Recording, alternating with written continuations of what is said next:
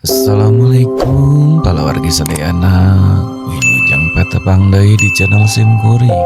Mugia wargi sadayana dipaparin kesehatan tur kabagjaan. Amin ya robbal alamin. Lelaki cerdas, bagian 1404, Sekte Pedang King Yun. Balai kota, suasananya hikmat dan bermartabat. Yun Shan duduk di kursi utama, Ye Wushuang duduk di sebelah kanannya, dan yang lainnya duduk di bawahnya. Sedangkan untuk katak 8 harta karun, ia bahkan tidak memiliki tempat duduk, karena ukurannya terlalu besar. Ia berbaring di sudut aula, telinganya tegak, tampak seperti sedang mendengarkan dengan saksama. Yun Shan langsung ke intinya, dengan mengatakan, masalah kelangsungan hidup tetua tertinggi mungkin memiliki ruang untuk bermanuver karena lonceng kekacauan, yang merupakan berkah bagi Sekte Pedang King Yun kita. Namun, aku tidak akan tenang sampai aku mendapatkan buah reinkarnasi. Gunung Suci Kuno adalah tempat yang berbahaya, kita harus segera membuat rencana untuk menghadapinya. Adapun pemilihan orang-orang yang akan pergi ke Gunung Suci Kuno. Ayah mertua, aku pergi duluan. Ye Qiu berdiri dan berbicara sebelum Yun Shan selesai bicara, tanpa ragu sedikitpun. Seketika, semua orang melirik ke arah Ye Qiu. Wushuang, bagaimana menurutmu? Tanya Yun Shan. Ye Wushuang melirik Ye Qiu dan melihat bahwa Ye Qiu berdiri tegak dengan tatapan tegas di matanya. Dia segera menyadari bahwa Ye Qiu telah mengambil keputusan. Dia berpikir sejenak. Ye Wushuang lalu berkata, Qiuer diberkahi dengan keberuntungan besar dan telah melewati banyak kesulitan. Kultivasi dan tekadnya sekarang luar biasa, dan dia selalu berhasil mengubah kemalangan menjadi keberuntungan. Menuju Gunung Suci Kuno membutuhkan keberanian, kebijaksanaan, dan kesempatan besar. Setelah mempertimbangkan dengan saksama, tidak ada orang yang lebih cocok selain Qiuer. Ye Wushuang dan Ye Qiu bertukar pandang, dan Ye Wushuang berkata, saya mendukung Qiuer pergi ke Gunung Ilahi Kuno. Ye Qiu mengangguk pada Ye Wushuang. Melihat hal itu, Yun Shan berpikir sejenak dan berkata, kalau begitu, biarkan Chang Sheng pergi, aku tidak keberatan. Namun, Gunung Suci Kuno bukanlah hal yang sepele. Semakin banyak orang berarti semakin kuat dan semakin besar perlindungannya. Ada banyak urusan sekte yang membutuhkan perhatianku, jadi aku tidak bisa pergi. Sekarang kesehatan tetua tertinggi sedang memburuk. Wushuang, sebagai ahli terkuat sekte, perlu menjaga sekte dan tidak bisa meninggalkannya. Chang Sheng, demi keselamatanmu, aku berencana untuk menugaskan 4 pendekar pedang abadi untuk menemanimu ke Gunung Suci Kuno. Mereka berpengalaman dan pasti akan sangat membantu Anda. Setelah mendengar ini, keempat pendekar pedang abadi itu hendak bangkit dan menerima perintah ketika suara Ye Qiu terdengar. Tidak, sikap Ye Qiu tegas, dan dia berkata, ayah mertua, saya menghargai kebaikanmu. Keempat pendekar pedang abadi adalah kekuatan inti yang menjaga sekte. Dunia kultivasi mungkin tampak damai sekarang, tetapi arus bawah sedang bergejolak. Demi keselamatan sekte, keempat pendekar pedang abadi tidak boleh pergi begitu saja. Yun Shan sedikit mengerutkan kening. Dia tentu saja mengerti bahwa perkataan Ye Qiu masuk akal, tetapi dia masih agak khawatir membiarkan Ye Qiu pergi ke Gunung Suci Kuno sendirian. Tiba-tiba, mata Yun Shan berbinar, dan senyum ramah muncul di wajahnya. Dia berkata, kata-kata Chang Sheng masuk akal. Mengapa kau tidak mengajak Xier bersamamu? Tingkat kultivasinya saat ini tidak lemah, dan dia juga selaras dengan pikiranmu.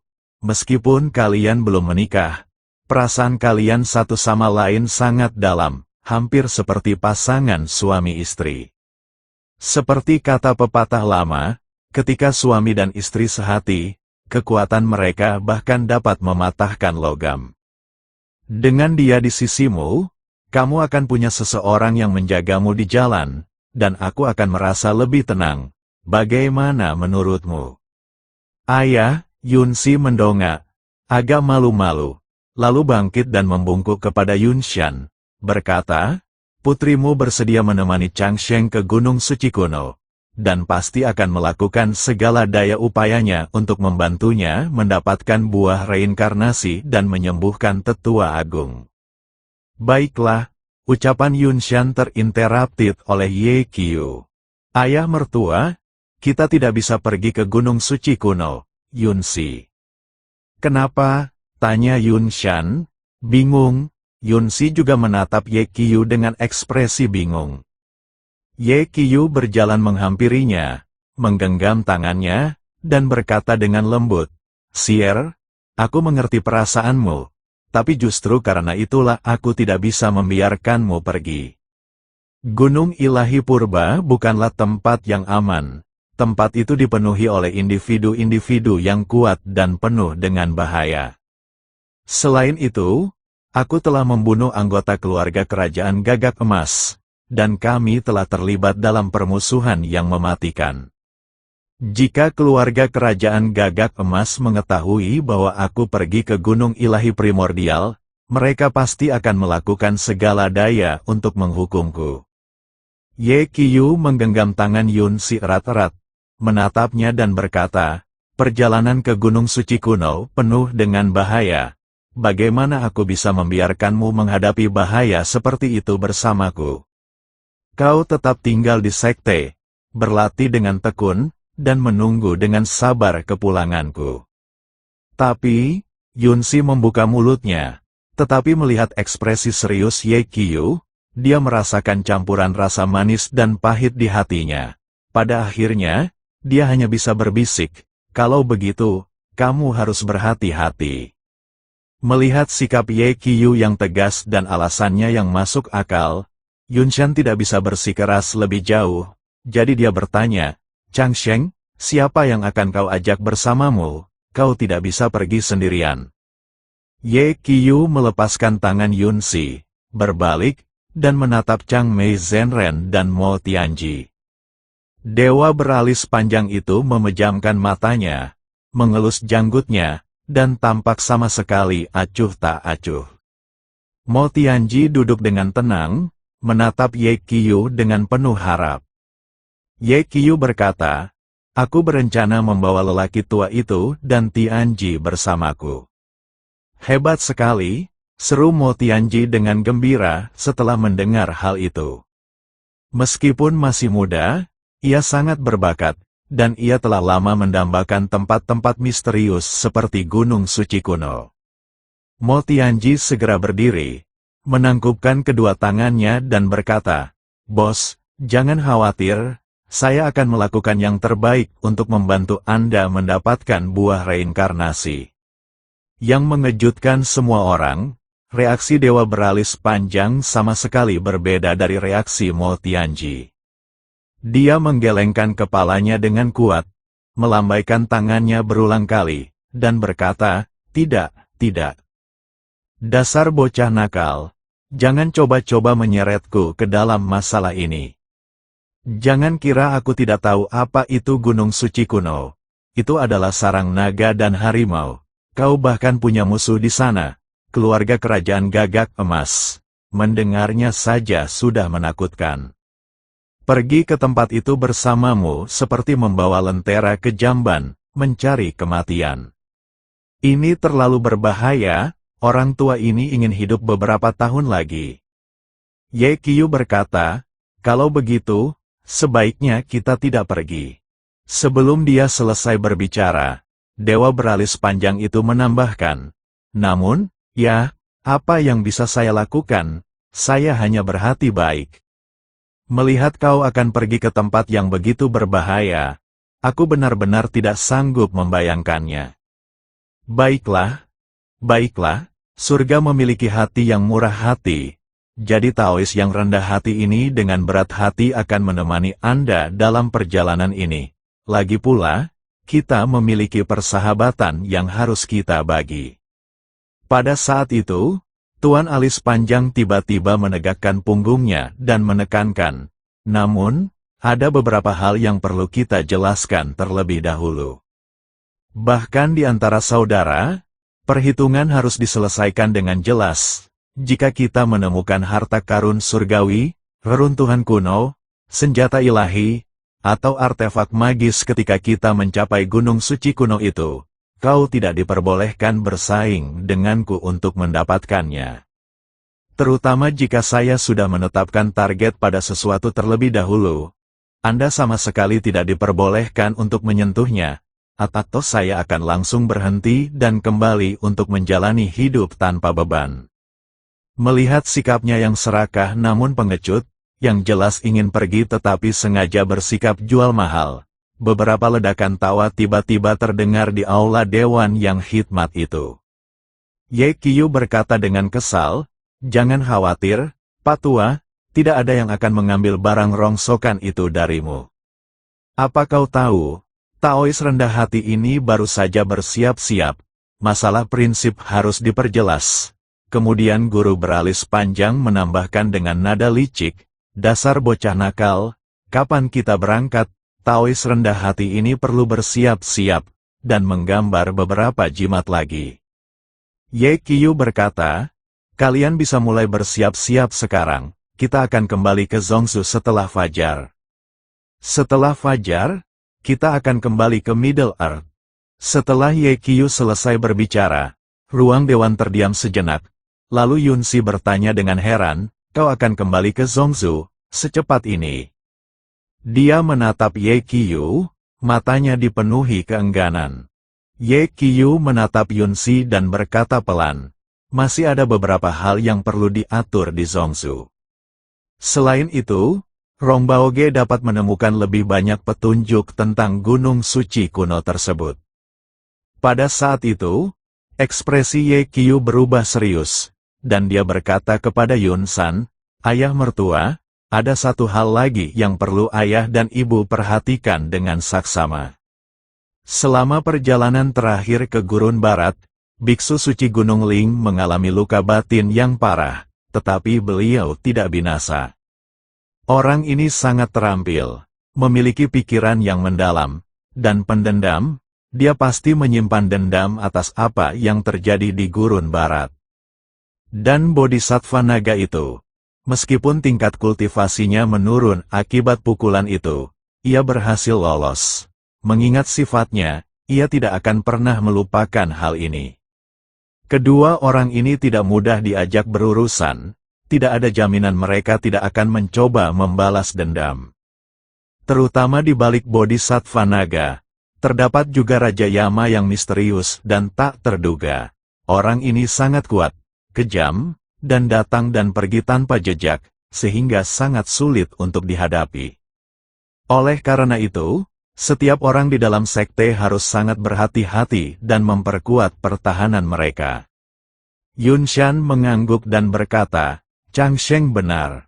Baik Biksu Suci Gunung Ling maupun Bodhisattva Naga bukanlah sosok yang murah hati.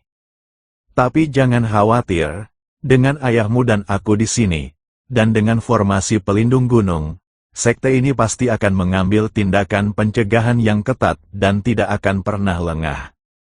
Ye Wushuang juga berkata, "Qiuer, tidak perlu khawatir, aku akan menjaga keamanan sekte." Ye Qiu merasa agak lega.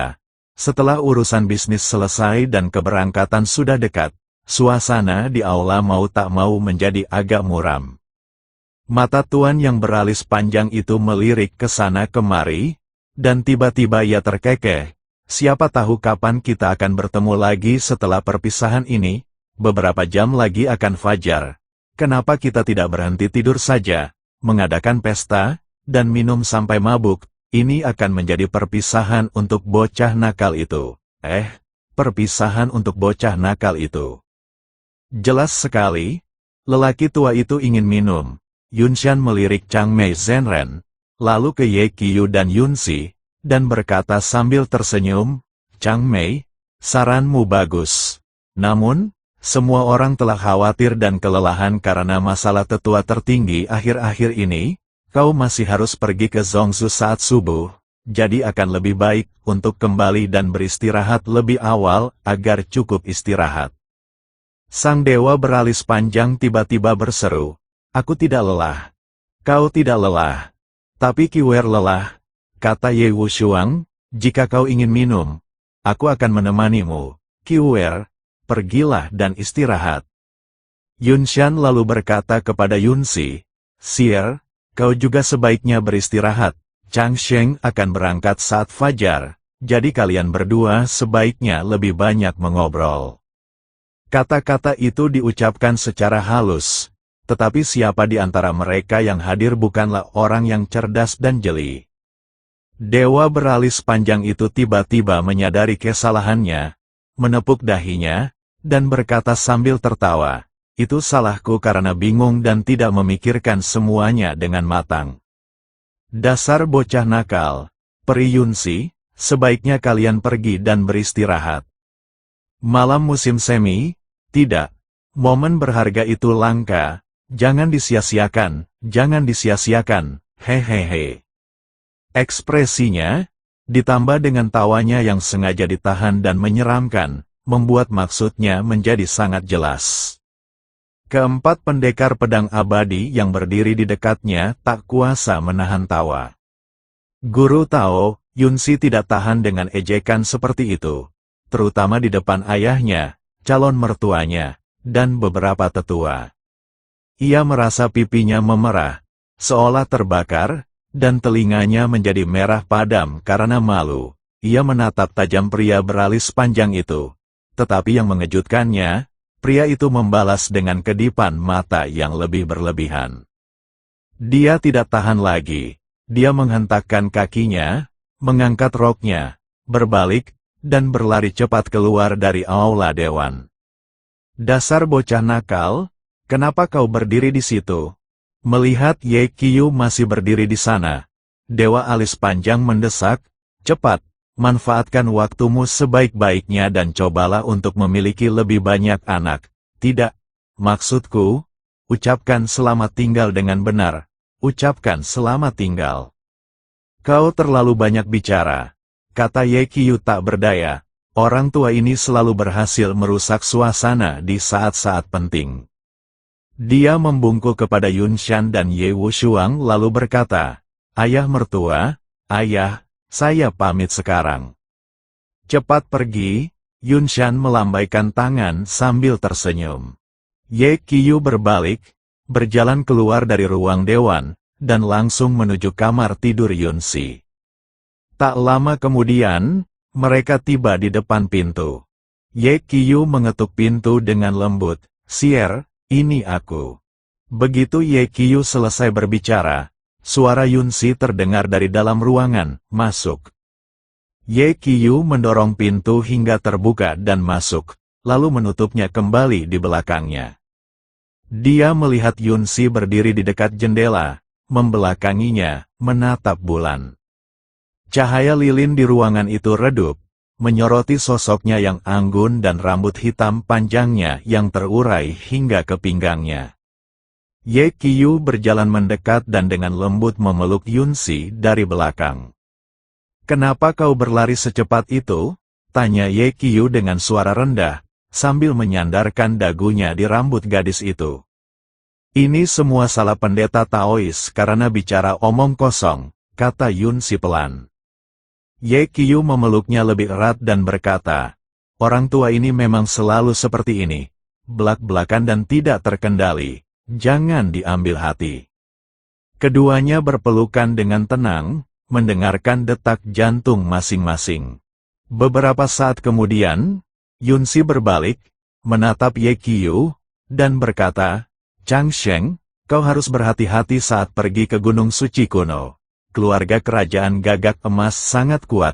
Aku sangat takut. Pada saat itu, suaranya merendah, dan matanya memerah. Ye Qiyu menghiburnya. Sir, jangan khawatir, aku pasti akan kembali dengan selamat. Demi kamu, demi Tuan kita, dan demi masa depan kita, aku tidak akan pernah membiarkan apapun terjadi pada diriku. Tapi kamu perlu menjaga dirimu baik-baik, mengerti? Yunsi mengangguk dengan penuh semangat. Aku mengerti, Chang Sheng. Aku akan selalu menunggumu di Sekte Pedang Qingyun, berapapun lamanya. Tatapan mata mereka bertemu, dan semua kekhawatiran serta keengganan mereka berubah menjadi kobaran api pada saat itu. Ye Qiyu menundukkan kepala dan mencium bibir Yunsi yang harum. Yunsi memejamkan matanya dan menjawab dengan antusias. Cahaya lilin yang berkelap-kelip memproyeksikan siluet keduanya yang berpelukan di dinding, sebuah gambaran keintiman yang mendalam. Sebelum ada yang menyadarinya, Ye Qiyu mengangkat Yunsi dan membawanya ke samping tempat tidur. Yunsi melingkarkan lengannya di lehernya, membenamkan wajahnya di lekukan lehernya, dan bernapas dengan berat. Tirai-tirai itu tergantung dengan lembut, menyembunyikan aroma musim semi di dalam ruangan. Pakaian mereka perlahan terlepas, kulit mereka saling menempel, dan panas yang menyengat seketika menyulut gairah di antara mereka. Gerakan Ye Qiyu lembut sekaligus berwibawa, dipenuhi rasa iba dan cinta yang tak berujung. Yunsi, di bawahnya, bagaikan bunga teratai yang mekar dengan malu-malu. Keringat bercampur, dan napas bercampur. 8.000 kata dihilangkan di sini. Silakan isi bagian yang kosong dengan imajinasi Anda. Pertempuran perpisahan itu baru berakhir saat fajar menyingsing. Terengah-engah, Yunsi dengan rambut acak-acakan bersandar pada Ye Qiyu dan berbisik, "Chang Sheng, bagaimana rasanya?" Ye Qiyu merangkulnya dan tertawa. Rasanya seperti menyelam ke lautan. Yunsi langsung mengerti, mencubit pinggangnya, dan berkata dengan malu-malu, "Kau bercanda, kau tidak menyukainya." "Aku menyukainya, aku sangat menyukainya." Tanya Ye Qiyu, "Bagaimana menurutmu?" "Aku tidak akan memberitahumu," kata Yunsi. "Ngomong-ngomong, saat kau pergi ke Gunung Suci Kuno, kau tidak diperbolehkan menggoda wanita manapun. Mengerti?"